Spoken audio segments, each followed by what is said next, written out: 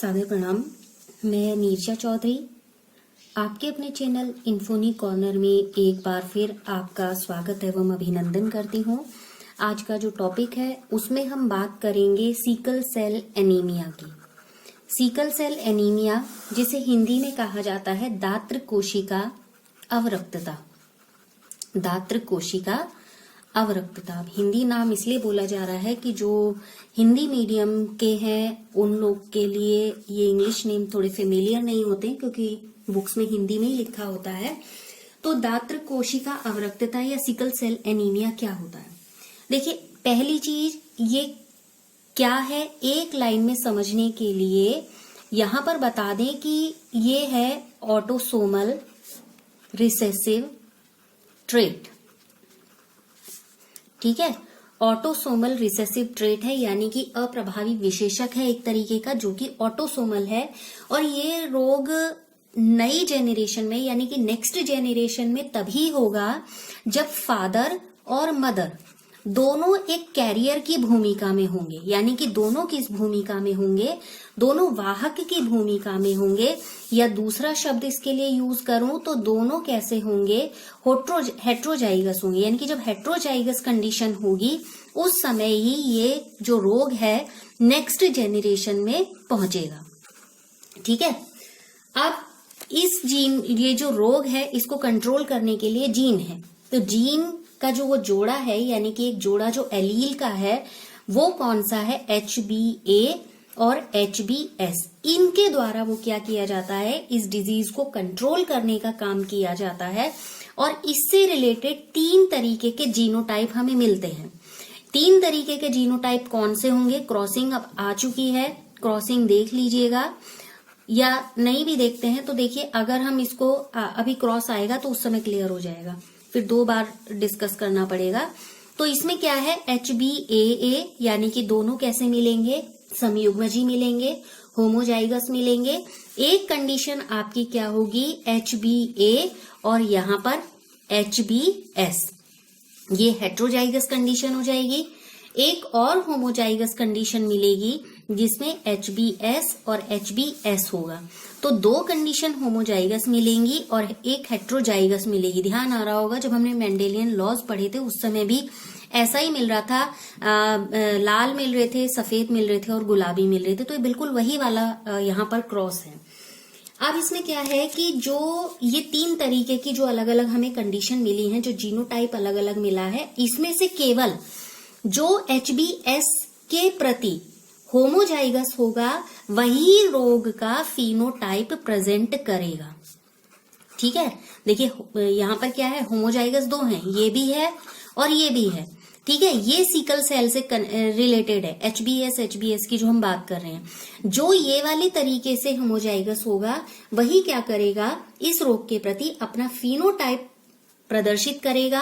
और ये जो हेट्रोजाइगस वाली कंडीशन होगी ये बिल्कुल ऊपरी तौर से रिसेसिव होगा, लेकिन एक तरीके से ये कैरियर की भूमिका में रहेगा।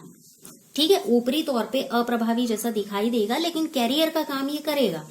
क्यों करेगा? क्योंकि जब नेक्स्ट जेनरेशन होगी तो उसमें म्यूटेंट जीन का 50% संभावनाएं होती हैं कि संचरण होगा। तो वो किस वजह से जाएगा? वो इसकी वजह से जाएगा। तो इस रोग में जो ये एक कारण जेनरेट होता है उसका कारण ये है कि एक तरीके का एबनॉर्मल हीमोग्लोबिन। ठीक है, क्या होता है? एबनॉर्मल हीमोग्लोबिन इसका रीजन है। वो क्या करता है? वो जो एबनॉर्मल हीमोग्लोबिन होता है वो नॉर्मल हीमोग्लोबिन से, ठीक है, क्या करेगा? नॉर्मल हीमोग्लोबिन से एक तरीके का प्रोटीन जो होगा जिसे बीटा ग्लोबिन के अमीनो एसिड में अगर डिफरेंसेस की बात करें तो जो नॉर्मल हीमोग्लोबिन से इसमें जो प्रोटीन होगा वो बीटा हीमोग्लोबिन के एक अमीनो अम्ल से क्या होगा? डिफर होगा। तो इसलिए एक एबनॉर्मल और एक नॉर्मल हीमोग्लोबिन की बात कर रहे हैं। फिर से रिपीट कर रही हूं कि जो ये रोग होगा उसके लिए जो रिस्पॉन्सिबल होगा या उसके लिए जो मुख्य कारण होगा वो होगा एबनॉर्मल हीमोग्लोबिन, यानी कि असामान्य हीमोग्लोबिन जो है या असामान्य प्रकार का हीमोग्लोबिन जो है वो क्या करेगा? जो नॉर्मल हीमोग्लोबिन है यानी कि सामान्य हीमोग्लोबिन है उससे प्रोटीन बीटा ग्लोबिन के एक अमीनो एसिड से वो क्या होगा, डिफर होगा, और इस चेंज की वजह से ही एबनॉर्मल हीमोग्लोबिन ये क्या हो जाता है, कम घुलनशील हो जाता है। ठीक है, ये दोनों में जो अंतर हो रहा है, इसी की वजह से जो एबनॉर्मल हम बात कर रहे हैं, इसकी घुलनशीलता या जो डिसॉल्व होने की जो टेंडेंसी है वो थोड़ी सी कम हो जाती है। तो हीमोग्लोबिन का ये जो चेंज होता है या ये जो इसमें जो परिवर्तन आता है, वो परिवर्तन कहाँ पर आता है, बीटा ग्लोबिन सीरीज जो होती है या चेन जो होती है, ये ध्यान में रखिएगा, मैं इसको लिख ही दे रही हूं। बीटा ग्लोबिन चेन में जो छठा स्थान होता है, यानी कि 6th पोजीशन जो होती है, उस 6th पोजीशन के ऐसा ही 6th पोजीशन पे स्थित जो अमीनो एसिड होते हैं, जो ग्लूटामिक अम्ल होते हैं, ठीक है, वो क्या होते हैं, ग्लूटामिक एसिड। उस ग्लूटामिक एसिड के वैलीन के द्वारा सब्स्टिट्यूशन से होगा। कैसे चेंज होगा, हमने कहा ये चेंज हो गया यहाँ पर, लेकिन चेंज कैसे होगा, चेंज होगा कि जो बीटा ग्लोबिन सीरीज है, श्रृंखला है या चेन है, उसमें 6th पोजीशन पर एक अमीनो एसिड है जो ग्लूटामिक एसिड है, और ग्लूटामिक एसिड के वैलीन के द्वारा इसको क्या कर दिया जाता है, सब्स्टिट्यूट कर दिया जाता है, उसे वहां से हटा दिया जाता है या प्रतिस्थापित कर दिया जाता है। ठीक है, तो इस वजह से ऐसा होता है। अब जो ये अमीनो एसिड का यहाँ पर सब्स्टिट्यूशन है या उसका जो प्रतिस्थापन है, बीटा ग्लोबिन के जो 6th कोडॉन होता है, उसमें केवल एक बेस के प्रतिस्थापन के द्वारा वो होता है। देखिए इस तरीके से इसको समझ सकते हैं, ये दो है, HBA जीन यहाँ दिखाया, HBS जीन यहाँ पर दिखाया, ये एक सीरीज का इंडिकेशन लिया, एक ये सीरीज का इंडिकेशन लिया। हमने कहा जो उसका कोडॉन होता है, दोनों के कोडॉन ही अलग अलग हैं। ठीक है, यहाँ पर वैलीन की बात कर रहे हैं, तो ये वैलीन है, ये यहाँ पर स्टोन है, इस तरीके से मैं लिख दे रही हूँ। यहाँ पर होता है LE, ये U हो जाता है, और यहाँ पर होता है ये THR, यहाँ पर होता है प्रो, और इसकी बात हम कर रहे हैं। ठीक है, ग्लू, ये भी क्या होगा, ग्लू। ठीक है, अब यहाँ पर यही सीरीज होगी, ये भी यहाँ पर क्या होगा, वैलीन हो गया, ये हो गया, ये सेम होगा, यहाँ पर भी ये ल्यू, ये यहाँ पर, यहाँ लिख दे रही हूँ मैं लिख समझने के लिए, ये हो गया, और इसके बाद क्या था हमारा, ये ग्लू। ठीक है, या लेकिन यहाँ पर आ जाएगा इसकी जगह प्रो। ठीक है, यहाँ पर क्या आ जाएगा, प्रो के बाद ये वैलीन का प्रतिस्थापन बोला हमने, और ये हो गया ग्लू। अब आ गई बात समझ। ठीक है, सीकल सेल वाली कंडीशन देख रहे हैं, तो ये वाली सीकल सेल वाली कंडीशन है। ठीक है, अब इसमें क्या होता है, हमने कहा जो अमीनो एसिड है उसका क्या हो जाएगा, प्रतिस्थापन हो जाएगा, सब्स्टिट्यूशन हो जाएगा, और बीटा ग्लोबिन जीन के किस कोडॉन पर, 6th कोडॉन पर, 1 2 3 4 5 6, 6th कोडॉन ये रहा। ठीक है, अब यहां से क्या हुआ, जब इसका प्रतिस्थापन हो रहा है, ये यहां से यहां आया, mRNA की मदद से, यानी कि मैसेंजर RNA की मदद से ये क्या हुआ, यहां पर प्रतिस्थापित हुआ। और प्रतिस्थापन किस पे हो रहा है, किस पे हो रहा है प्रतिस्थापन, जो हमने जो एसिड बोला है, जो क्षार बोला है, जो क्या करेगा, वैलीन को प्रतिस्थापित करेगा। दो कंडीशन ली है, एक सामान्य ली है और एक असामान्य कंडीशन ली है, तो ग्लूटामिक एसिड की यहाँ पर बात हो रही है। आ गई बात समझ। अब इसमें क्या होता है, यहाँ पर देखिए ये GAG का कोडॉन है, मैं इसे क्लियर लिख दूं यहाँ पर, ये क्या है, GAG है, और ये क्या है, ये GUG है। इस वाली कंडीशन में जो एडिनिन है, एडिनिन के स्थान पर क्या आ जाता है, यूरेसिल आ जाता है। तो यानी अगर GAG और से किसमें कोडॉन में परिवर्तन हो रहा है, किसमें चेंज हो गया, GUG में चेंज हो गया। ये नॉर्मल वाली स्थिति दिखाई है, फिर कह रही हूँ HBS जीन दिखाया है, यानी कि सीकल सेल वाली कंडीशन दिखाई है। नॉर्मल कंडीशन में इस तरीके की रक्त कोशिकाएं दिखती हैं, और जो सीकल सेल एनीमिया जिसकी हम बात कर रहे हैं, उसमें इस तरीके की सीकल शेप कुछ सेल्स बन जाती हैं। क्यों बन जाती हैं, वो ही जानना चाह रहे हैं कि ये शेप में ऐसा चेंज क्यों आ जाता है। अब यहाँ पर क्या होता है, एडिनिन से चेंज हो जाता है यूरेसिल में, यानी कि इसका सब्स्टिट्यूशन हो जाता है। तो इस सब्स्टिट्यूशन के, यानी कि अगर रिजल्टेंट कहे तो जीन का जो ट्रांसफॉर्मेशन हीमोग्लोबिन प्रोटीन का निर्माण करेगा। ठीक है, तो कम ऑक्सीजन की वजह से, यानी कि कम ऑक्सीजन की यहाँ पर उपस्थिति है, जिसमें जो ट्रांसफॉर्म्ड हीमोग्लोबिन मॉलिक्यूल है उसका यहाँ पर बहुलीकरण हो जा रहा है, और जिससे आरबीसीज का आकार कैसा हो जा रहा है, बाइकॉन्केव हो जा रहा है। और इस बाइकॉन्केव आकार से ही एक एलोंगेटेड सिकल शेप यहाँ पर दिखाई दे रही है, जैसे ड्रॉ की है। तो यही रीजन होता है कि सिकल सेल एनीमिया क्यों होता है। फिर से रिपीट कर रहे हैं कि अमीनो एसिड का जो यहाँ पर सब्स्टिट्यूशन होता है 6th पोजीशन पर, ठीक है। जैसे पेप्टाइड है, HBA, ये पेप्टाइड चेन दिख गई, ये दिख गई पेप्टाइड चेन। तो इसमें क्या होता है, बीटा ग्लोबिन की ये जो चेन है, इसमें 6th पोजीशन के जो अमीनो एसिड होते हैं, ये जैसे ग्लूटामिक एसिड है, ग्लूटामिक एसिड का किसके द्वारा प्रतिस्थापन हो रहा है, वेलिन के द्वारा प्रतिस्थापन हो रहा है। ये तो नॉर्मल कंडीशन है। यहाँ देखिए ग्लूटामिक एसिड था यहाँ पर 6th पोजीशन पर, यहाँ पर हमने कहा वेलिन है, तो ग्लूटामिक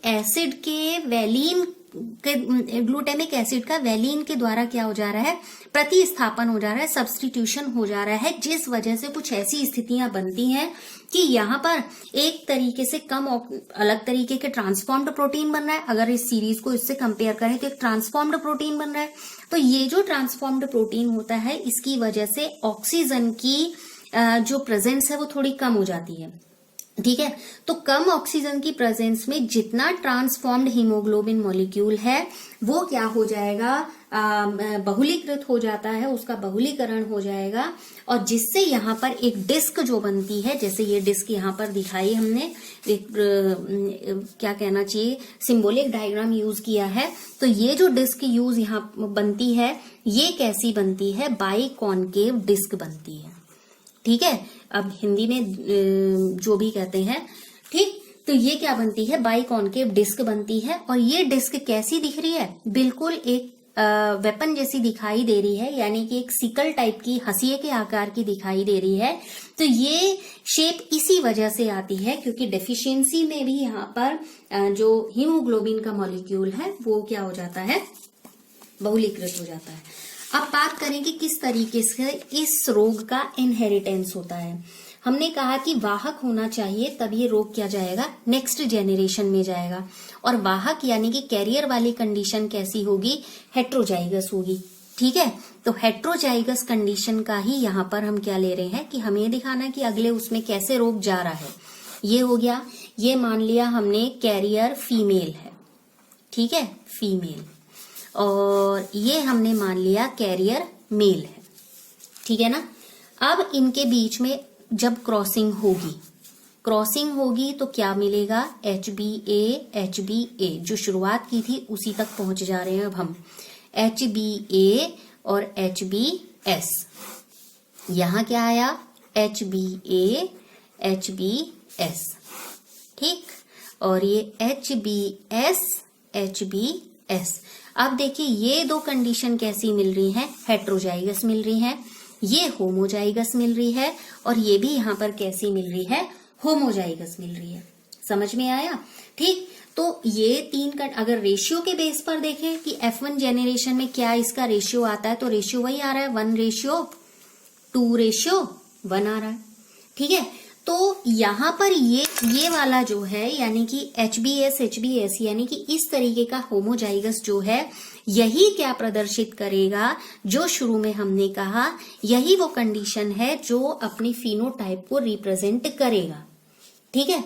तो यहाँ पर रोग के वाहक होने के लिए, क्योंकि जब हेट्रोजाइगस कंडीशन होती है, जैसा हमने कहा कि म्यूटेंट जीन का जब यहाँ पर ट्रांसमिशन होगा तो उसके कितने चांसेस होते हैं, 50% चांसेस होते हैं ट्रांसमिशन के लिए, क्योंकि 50% ही तो हेट्रोजाइगस वाली कंडीशन को अगर हम ले लें, ठीक है। तो यहाँ पर अगर नेक्स्ट जेनरेशन में डिजीज को जाना है तो नेक्स्ट जेनरेशन में डिजीज के जाने के लिए ये कंपलसरी है कि जो मदर और फादर है यानी कि मेल और फीमेल है वो दोनों एक कैरियर की भूमिका में हो, यानी कि वो दोनों कैसे हो, हेट्रोजाइगस हो, ठीक है। तो ये तो था सिकल सेल एनीमिया से रिलेटेड कुछ चीजें। अब एक सिकल सेल एनीमिया जो एक हालांकि एक तरीके की गंभीर बीमारी है, लेकिन ये एक ऐसी बीमारी भी है जो कहीं ना कहीं सर्वाइवल एडवांटेज देती है। कैसे सर्वाइवल एडवांटेज देती है, जो ये सिकल सेल एनीमिया से ग्रसित होते हैं उनके बॉडी में, यानी कि ऐसे व्यक्ति जिनको ये रोग है, सिकल सेल एनीमिया की बात कर रहे हैं, तो ऐसे व्यक्ति में मलेरिया पैरासाइट के प्रति एक तरीके का रेजिस्टेंस डेवलप हो जाता है, यानी कि एक रेजिस्टिविटी डेवलप होती है, प्रतिरोधकता डेवलप होती है। अब उस प्रतिरोधकता के डेवलप होने का कारण क्या है? उस प्रतिरोधकता के डेवलप होने का कारण ये है क्योंकि प्लाज्मोडियम पूरा एक लाइफ साइकिल कंप्लीट करता है, और जब वो उसका लाइफ साइकिल चल रहा होता है तो वो सीकल सेल जो होती हैं, उन सीकल सेल में वो लाइफ साइकिल अपना पूरी नहीं कर पाता, तो बीच में क्या हो जाता है, लाइफ साइकिल उसकी ब्रेक हो गई। तो ऐसे जगह जहां पर कि मलेरिया एक बहुत बड़ी समस्या है, जिन व्यक्तियों को ये रोग होता है उनमें सर्वाइवल एडवांटेज मिलता है। ठीक है, अब दूसरी चीज आती है प्लेयोट्रॉपी। प्लेयोट्रॉपी वो होता है जब हम एक से ज्यादा लक्षणों को प्रभावित करने वाले जीन के बारे में पढ़ रहे हो, यानी कि ऐसे जीन के बारे में पढ़ रहे हो जो वन और मोर जो कैरेक्टर्स हैं उनके लिए वो रिस्पॉन्सिबल हो, या उनकी हम स्टडी कर रहे हो, या उनका हम यूज कर रहे हो। तो एबनॉर्मल हीमोग्लोबिन का बनना और सेल्स का सीकल की शेप में हो जाना, ये इस जीन के प्रभाव के हैं। ठीक है, तो इसमें क्या होता है, ऐसी स्थिति में जो आरबीसीज है उनका जो लाइफ टाइम होता है 120 डेज होता है, यानी कि जीवन अवधि कितनी होती है, 120 दिन की होती है। इंपॉर्टेंट है इसको, ये बहुत बार पूछा गया है एग्जाम में। ठीक है, तो उसकी कितनी होती है, 120 दिन की जीवन अवधि होती है, लेकिन ये जीवन अवधि इसकी वजह से क्या हो जाती है, कम हो जाती है। ठीक है, तो ये दो इंपॉर्टेंट चीज हैं जो सिकल सेल से रिलेटेड हैं। जैसे कई बार एक क्वेश्चन आया है, कुछ एक्सप्लेन करने के लिए क्वेश्चन आते हैं, उनमें ये पूछा था कि जो मलेरिया के प्रति जो सर्वाइवल एडवांटेज है निम्न में से किस रोग से ग्रस्त व्यक्ति के लिए अधिक है। तो बहुत सारे एग्जाम्पल में एक सिकल सेल एनीमिया भी दिया था, जो कि करेक्ट ऑप्शन उसका ये था। दूसरी चीज, यही क्वेश्चन, सेम क्वेश्चन बदल के आया था, जिसमें आया था एक क्षेत्र मलेरिया प्रभावित है और उस प्रभावित क्षेत्र में कौन व्यक्ति है जिसका सर्वाइवल एडवांटेज ज्यादा होगा। तो उसमें दिया था नॉर्मल है, या पीलिया से है, या सिकल सेल एनीमिया, और उसमें एक और दिया था कलर ब्लाइंडनेस। ठीक है, तो जाहिर सी बात है करेक्ट ऑप्शन ये था। तो यही क्वेश्चन 2-3 तरीके से पूछा गया है, जो कि इंपॉर्टेंट है। तो फिलहाल आज के सेशन में इतनी ही बात करेंगे। नेक्स्ट सेशन में जो हम बात करेंगे वो हम बात करेंगे कलर ब्लाइंडनेस की, यानी कि किस तरीके से कलर ब्लाइंडनेस आगे बढ़ जाता है, और साथ ही साथ हम बात करेंगे उसमें थैलीसीमिया की। तो ये 2 टॉपिक लेंगे नेक्स्ट सेशन में। फिलहाल अभी इतनी बात करते हैं। आप लगातार इन्फोनी कॉर्नर के साथ बने रहें। वीडियोस इंपॉर्टेंट कंटेंट से भरे हुए यदि लगते हैं तो आप उन्हें शेयर करते रहें। लगातार साथ बने रहने के लिए आप सभी का बहुत बहुत धन्यवाद।